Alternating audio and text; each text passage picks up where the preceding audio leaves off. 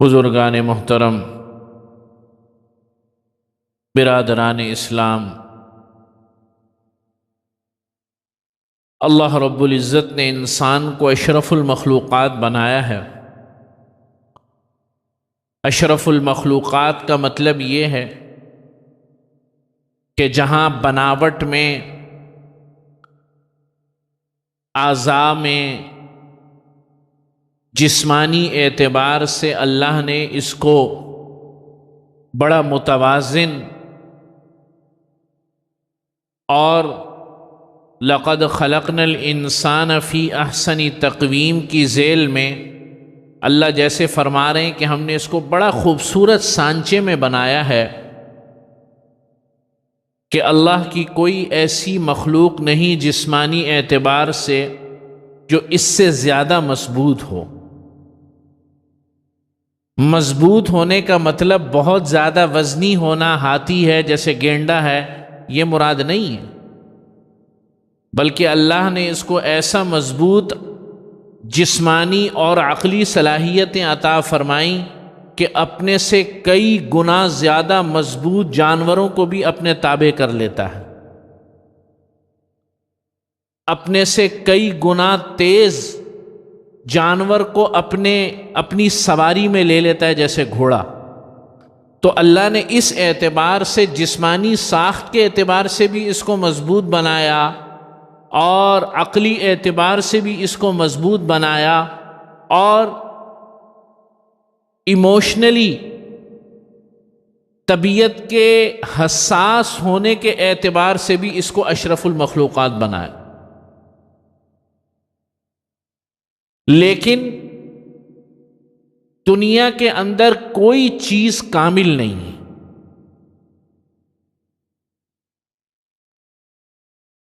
کوئی چیز پرفیکٹ نہیں ہے۔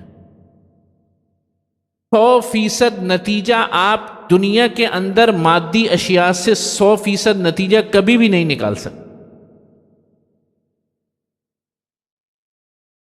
تو جس طریقے سے انسان میں اللہ نے بہت زیادہ خصوصیات رکھی ہیں ہر اعتبار سے، کچھ اس کے اندر خامیاں بھی ہیں۔ وہ خصوصیات جو اللہ نے انسان کی عقل اور شعور میں رکھی ہیں وہی اس کے لیے خامی بھی بن جاتی۔ جیسے سخاوت ایک کیا ہے؟ بڑی اچھی خصوصیت ہے، بہت زبردست قسم کا وصف ہے۔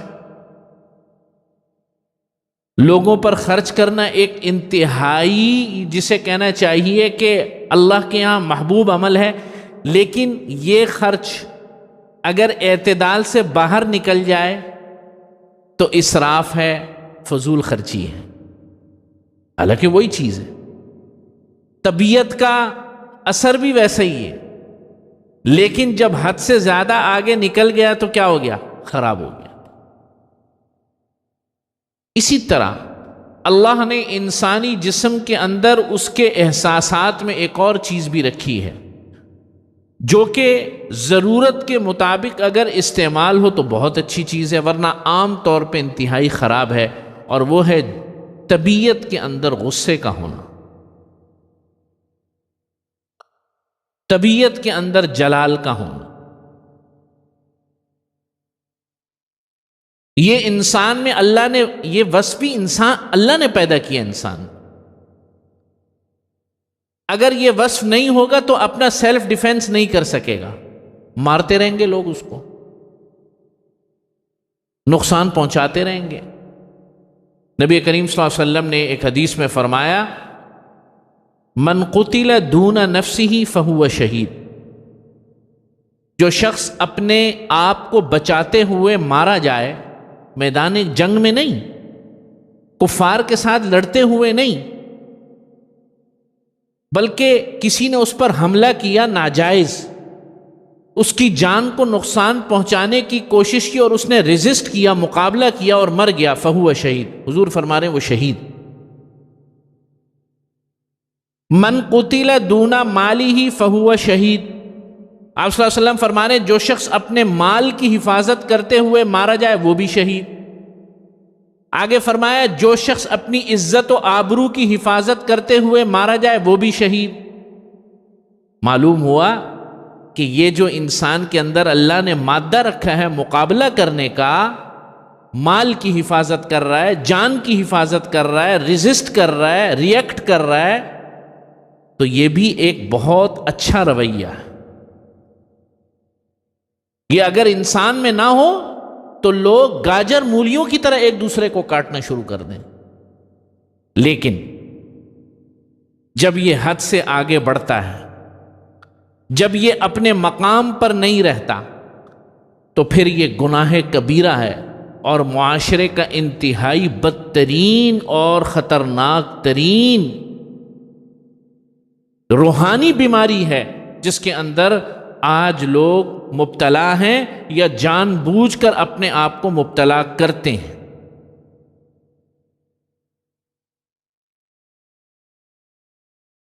آج کل غصے کے بارے میں جملے بن گئے ہیں اور ان جملوں کو استعمال کر کے اپنی تعریف کی جاتی ہے۔ بھائی میں تو منہ پہ صاف صاف بات کہہ دیتا ہوں، بھائی میرا تو میٹر گھوم جاتا ہے، بھائی میں تو جو ہے بغیر لگی لپٹی کے بات کرتا ہوں۔ یہ ساری باتیں بدتمیزی کو جسٹیفائی کرنے کے لیے ہو رہی ہیں۔ آپ سمجھ رہے ہیں بات؟ وہی بات جو میں بہت کثرت سے کرتا ہوں، ہر گناہ کا ایک خوبصورت لیبل ہے ہمارے ہاں، اس کو خوبصورت پیکنگ کے اندر، خوبصورت پیکیجنگ کے اندر ہم لوگ پیش کرتے۔ آپ سمجھ رہے ہیں بات؟ بھائی میں تو صاف صاف کہہ دیتا ہوں منہ پہ۔ اب وہ اپنی تعریف سمجھ رہے ہیں، یار بڑا جو ہے جناب جو ہے ایماندار قسم کا آدمی ہے، حالانکہ وہ بدتمیز آدمی ہے۔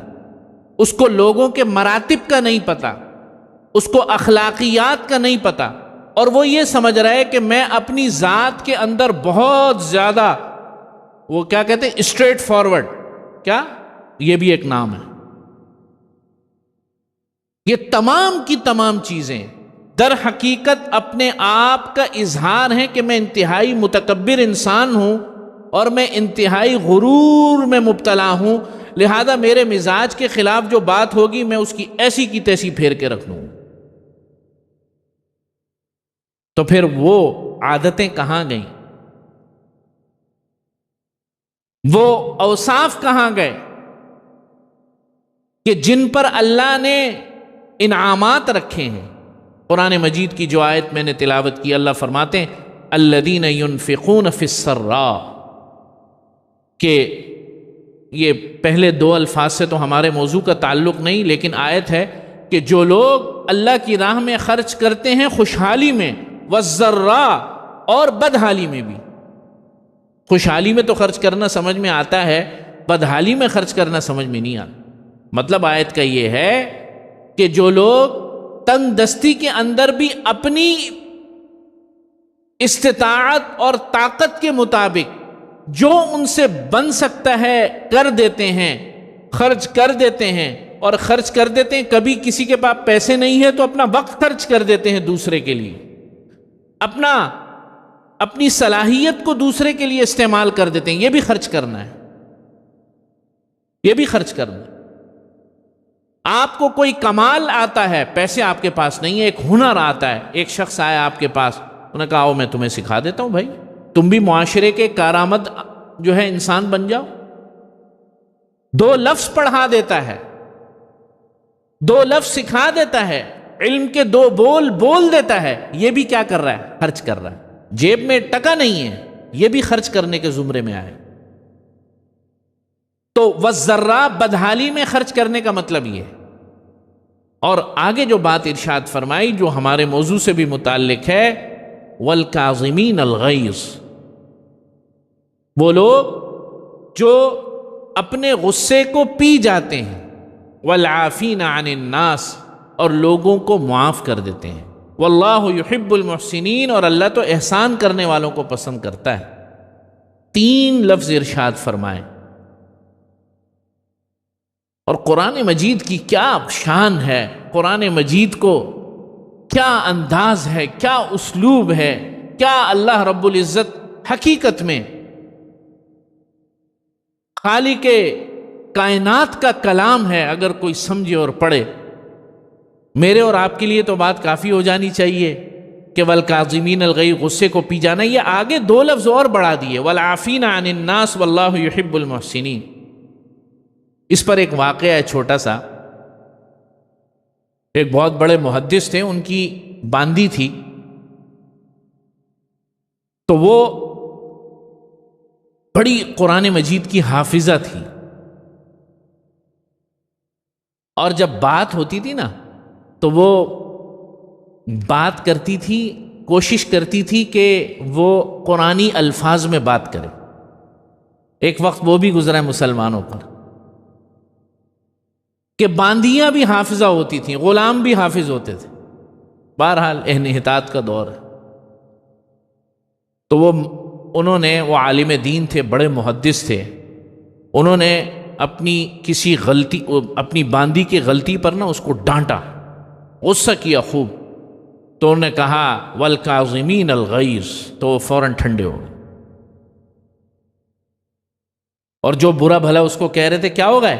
خاموش ہو گئے۔ اب آپ کو یہ تین الفاظ کے مطلب سمجھ میں آئیں گے کہ اللہ تعالیٰ یہ جو ترتیب سے لائے ہیں اس کا مقصد کیا ہے۔ واقعے سے سمجھ میں آئے گا، شاید الفاظ سے سمجھ میں نہ آتا۔ تو ٹھنڈے ہو گئے جب انہوں نے یہ کہا نا والکاظمین الغیظ، وہ باندی نے جب کہا تو جو برا بھلا کہہ رہے تھے اس کو خاموش ہو گئے۔ پھر کہا والعافین عن الناس، وہ آگے باندی نے کہا اچھا جا تجھے معاف کی۔ معلوم یہ ہوا کہ بعض اوقات آدمی غصہ تو پی جاتا ہے لیکن اندر ہی اندر کڑتا رہتا ہے کہ کب یہ ملے گا اور اس کو جو ہے نا اپنے، یہ میرے دانت کے نیچے آئے گا اور میں اس کو پیسوں گا دوبارہ، ابھی تو خاموش ہو جاؤ۔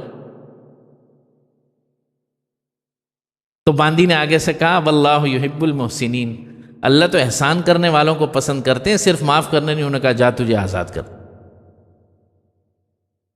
درجہ احسان یہ وہ ہے جو آج سے چند جمعہ پہلے میں نے عرض کیا تھا کہ ایک ہے برابری کی بنیاد پہ معاملہ کرنا، ایک ہے معاف کر دینا، اور ایک ہے معاف کرنے کے بعد مزید اس پر احسان کر دینا۔ واللہ یحب المحسنین۔ تو اللہ نے یہ تین درجوں کے اندر معاملے کو بیان فرمایا۔ والکاظمین الغیظ، صرف غصے کو پینا نہیں ہے، بلکہ والعافین عن الناس، وہ جو دل کے اندر کدورت باقی ہے، وہ جو دل کے اندر ایک کڑھن باقی ہے کہ فلاں نے میرے ساتھ زیادتی کی، اور بعض اوقات بڑی لوگ سخت زیادتیاں کرتے ہیں، اس میں کوئی شک و شبے کی بات نہیں، تو اس کڑھن کو بھی نکالنا ہے دل سے، کیونکہ یہ کڑھن کبھی بھی لاوا بن جائے گی۔ اور پھر یہی نہیں، پھر نبیوں کا طریقہ یہ واللہ یحب المحسنین، اللہ احسان کرنے والوں کو پسند فرماتے ہیں۔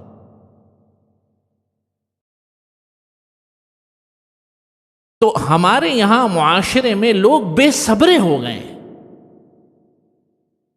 واللہ میں قسم اٹھا کے کہتا ہوں کہ لوگوں کی اخلاقیات کا اس وقت وہ حال ہے ہمارے معاشرے میں، خاص طور پر اس میں سب شامل ہیں، اس میں اہل علم بھی شامل ہیں، جہلاء بھی شامل ہیں، امیر بھی شامل ہے، غریب بھی شامل ہے۔ سڑک پر آپ نکلے، آپ کو ایسے ایسے مظاہر دیکھنے میں ملیں گے الامان والحفیظ۔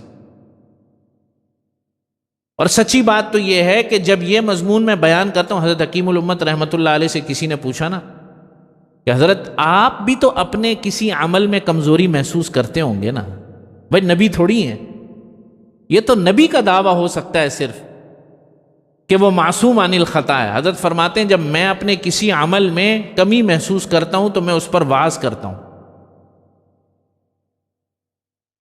تو سچی بات یہ ہے کہ اس وقت میں بھی آپ کو کہہ رہا ہوں، میں اپنے آپ کو سب سے پہلے مخاطب، ہمارا جنازہ نکل، کسی کی کوئی بات آدمی سن نہیں سکتا،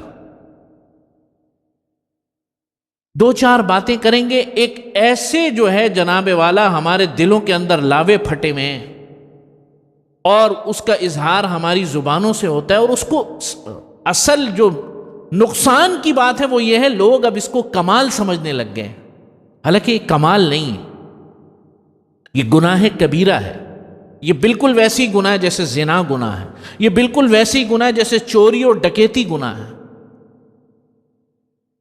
حضور علیہ الصلاۃ والسلام خالق کائنات کے آخری نبی، آپ صلی اللہ علیہ وسلم کی عزتوں پر دنیا کی عزتیں قربان ہے کہ نہیں؟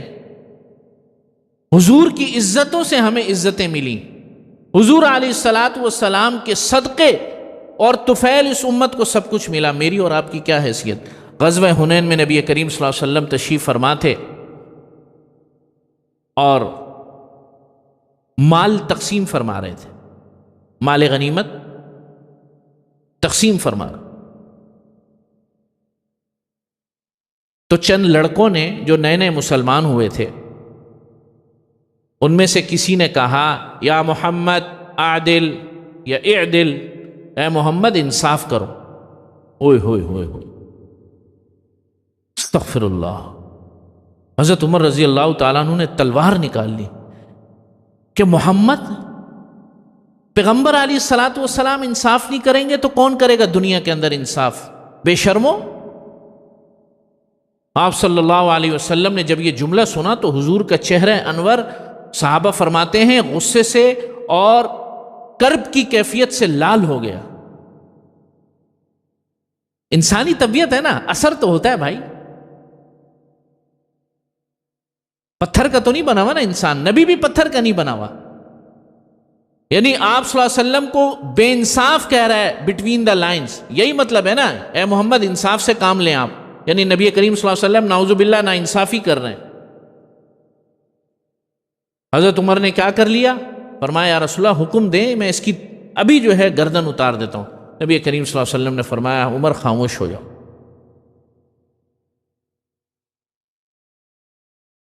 اور واقعہ یہ تھا کہ اس وقت جو نئے نئے مسلمان ہو رہے تھے، آپ صلی اللہ علیہ وسلم ان کی تالیف قلب کی خاطر، انہیں کہتے ہیں مؤلفۃ القلوب، یہ ایک الگ سلسلہ ہے، کچھ بڑھا کر مال غنیمت میں سے دیتے تھے، اور یہ قرآن مجید کا حکم تھا۔ اور نبی کریم صلی اللہ علیہ وسلم خود شارع ہیں، آپ صلی اللہ علیہ وسلم کوئی اپنے گھر نہیں لے کر جا رہے۔ جو نئے نئے مسلمان ہو رہے تھے حضور علیہ الصلاۃ والسلام ان کو تھوڑا بڑھا کر مال دے رہے تھے، اس پر یہ اعتراض ہوا۔ تو دیکھو یار، حضور علیہ الصلاۃ والسلام کی ذات سے بڑھ کر کون تھا؟ لوگوں نے تو آپ علیہ الصلاۃ والسلام کو بھی نہیں چھوڑا، نبیوں کو نہیں چھوڑا، اور خالق کائنات کے سب سے برگزیدہ پیغمبر کو نہیں چھوڑا، تو میں اور آپ کیا ہیں؟ وہ ایک دوست نے کہا کچھ دن پہلے مجھے، فلاں نے، ہمارا ایک دوست ہے، وہ بھی ہمارا ہی دوست ہے، یار مجھے یہ کہہ دیا۔ میں نے کہا یار تو نبی تو نہیں ہے اللہ کے بندے، کہہ دیا تو یار کہہ دیا بس۔ کان کس لیے ہوتے ہیں؟ اگر کوئی غلط بات ایک کان سے سن کے دوسرے کان سے نکالنے کے لیے، کیا ہو گیا اگر کہہ دیا تو؟ آپ کیوں یہ سمجھتے ہیں کہ دنیا میں آپ کو کوئی کچھ کہہ نہیں سکتا؟ آپ کوئی نبی ہیں، آپ کوئی پیغمبر ہیں، آپ سے گناہ سرزد نہیں ہوتے، آپ اتنے طاقتور، اتنے متکبر ہیں، تو کہتے تو کہنے دو یار، کیا ہوتا ہے؟ یہ جو مادہ ہے انسان کے اندر، یہ اس بات کی طرف اشارہ کرتا ہے کہ شخص متکبر ہے، اور اللہ کو کبر پسند نہیں۔ نبی کریم صلی اللہ علیہ وسلم کے پاس ایک شخص آیا، اس نے کہا یا محمد، مسلمان نہیں ہوا، یا بدو تھا بیچارہ، دیہاتی تھا، نے کہا مجھے نصیحت کر دیجئے اور مختصر نصیحت کر دیجئے، گویا شرط بھی لگا رہا ہے۔ آپ صلی اللہ علیہ وسلم نے فرمایا ایک لفظ، لا تغضب، غصہ نہ کیا کرو۔ کیا کہتا ہے؟ اے رسول مجھے نصیحت کر دیجئے۔ حضور نے فرمایا لا تغضب، جیسے اس نے کہا تھا ویسی نصیحت فرمائی، لا تغضب، غصہ نہ کیا کر، بات بات پر برانگیختہ نہ ہوا کر، بات بات پر زبان سے جو ہے وہ اپنے جسے کہنا چاہیے کہ غلط کلمات نہ نکالا کر، بات بات پر اپنے پارا نہ چڑھایا کر، اور اس کو کمال نہ سمجھا کر۔ اگر ایسا ہو بھی جائے انسان سے تو یہ کوئی کمال کی بات نہیں، انسان کی کمزوری کی علامت ہے، یہ طاقت کی علامت نہیں ہے۔ اسی لیے آپ صلی اللہ علیہ وسلم نے ایک اور موقع پر ارشاد فرمایا لیس الشدید بالسرعہ، کہ پہلوان جو ہے وہ پچھاڑنے میں نہیں ہے، یعنی جو پہلوانی ہوتی ہے وہ پہلوان دوسرے پہلوان کو گرانے میں نہیں ہے، یہ کوئی پہلوانی نہیں۔ انما الشدید الذی یملک غضبہ یملک نفسہ عند الغضب، بے شک پہلوان تو وہ ہے جو غصے کے وقت اپنے نفس کو قابو میں رکھ لے۔ معلوم یہ ہوا کہ وہ شخص جو پہلوانی کے اندر دوسرے کو تو پچھاڑ رہا ہے لیکن اپنے نفس کو نہیں پچھاڑ پا رہا، یہ کوئی پہلوان نہیں۔ پہلوانی تو یہ ہے کہ پہلے اپنے اندر جو نفس ہے اس کو ایک دفعہ گرا لے، پھر دوسرے کو بھی گراتا رہے۔ تو میرے عزیز دوستوں اور بزرگوں، یہ جو نئے نئے لیبل لگے ہوئے ہیں ہمارے معاشرے کے اندر اور اس کو پروموٹ کیا جاتا ہے، ہم اپنے عام الفاظ میں بولتے ہیں میں تو یوں ہوں، میں تو صاف بات کر دیتا ہوں، میں تو جناب جو ہے میرا تو میٹر گھوم جاتا ہے، میں تو اسٹریٹ فارورڈ ہوں۔ یہ سب دھوکے کی باتیں ہیں، یہ سب اس بات کی طرف اشارہ ہے کہ یہ شخص متکبر ہے اور یہ شخص جو ہے دوسرے کو کچھ نہیں سمجھتا، اپنی ذات کو سب کچھ سمجھتا ہے۔ اللہ کو یہ بات پسند نہیں۔ اللہ سے دعائے توفیق عمل نصیب فرما، وآخر دعوانا الحمدللہ۔